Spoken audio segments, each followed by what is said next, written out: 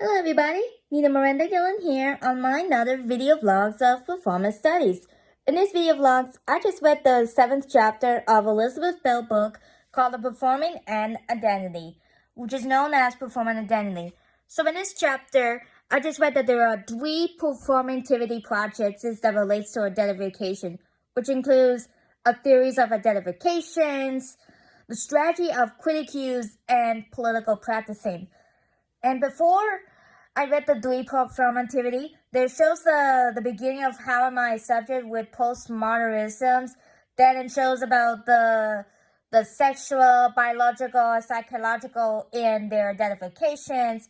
And also some of the examples I like when it comes to like the gender switches between guy to lady and lady to man in drags or drag kings, for example. Like in RuPaul's Drag Race, you see how men had to dress up as ladies to compete in each other in order to be the best ladies wins. Or if you saw Mulan 1998, why Mulan has to dress up as a man in order to protect her father from going into a war. Because she doesn't want her father to go in the war and die because he was sick and things like that. So that also comes to the 3 performativity that I just read and learned when it comes to identifications and performances. So the first one I learned and read is identity constitution as materials and historical, which is the first performativity project one, It's materialized how the characters goes in and with the bodies and how the ways the characters in the plays do not exist but until they had to enter the play space or spoken of by others, like how they cannot play the character until they had to get to the stage and shows waiting for their lines to say that. Like in traditional, they had to require a script to be memorizing, they had to rehearse, and enacted anew in each performances in traditional theaters.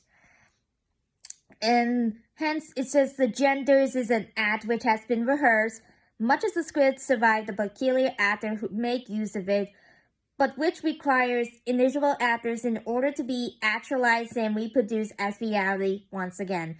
That was like my first citations on page 179 that I like in this chapter so far. There also... It changes the calls to conventions for genders and environments, which is in choreography identification with bodies and histories, like how they had to move their bodies in the past, in the present, when it comes to history of it.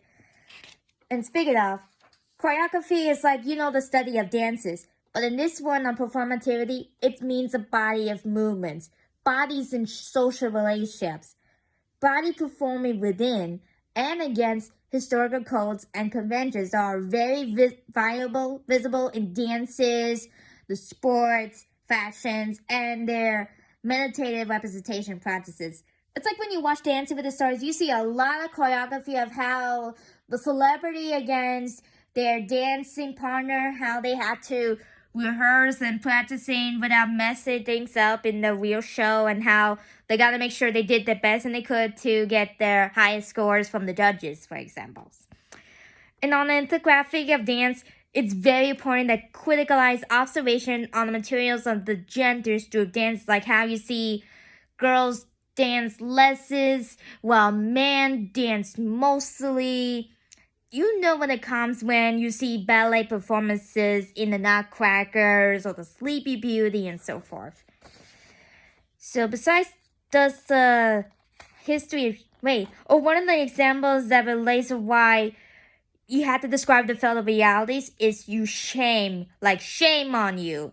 Like, how dare you told your parents, your families, your friends, your schools that you're gay or lesbian, especially when you're in the churches, government, education, military, families, which is very a stigma, a form of communications. So the next one is the strategy for identity critiques, which means the constitutes that rejects foundational approaches to gender and argues for gender's materials and historicals. It's like the critique for the boundaries in institution and language that can produce this.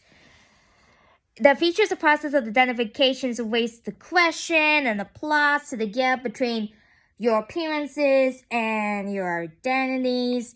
And when it comes to your identifications founded from your biology, cultures, place, sex, or differences, but again reproduce harmful effects. Like despite the intentions to perform identity as accidental, excessive, periodic, subversive, or transgressive, that performances can continue to produce harmful and violent effects.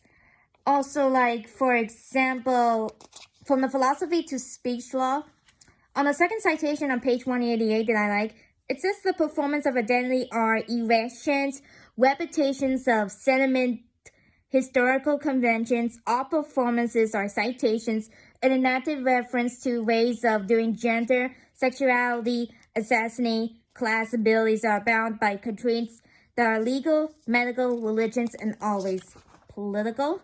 And also, like in The Bad Beginning, from one of the books of the series of Fortunate Events, that Violet has to marry Count Olaf in order for Count Olaf to get their family's fortunes, that's no way. I don't want to see a young girl married to the older man and so forth.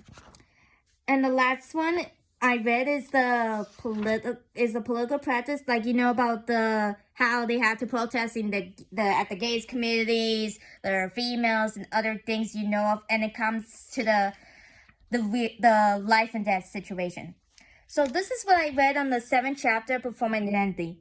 Here's the only one question that I ask: why performing identity is very important to everyone, and especially when it comes to, like me, when it comes to, being an autistic, Hispanic, and so forth. So I hope you guys like this video. And also, since Halloween's around the corner, so wish you guys a happy Halloween. Bye-bye.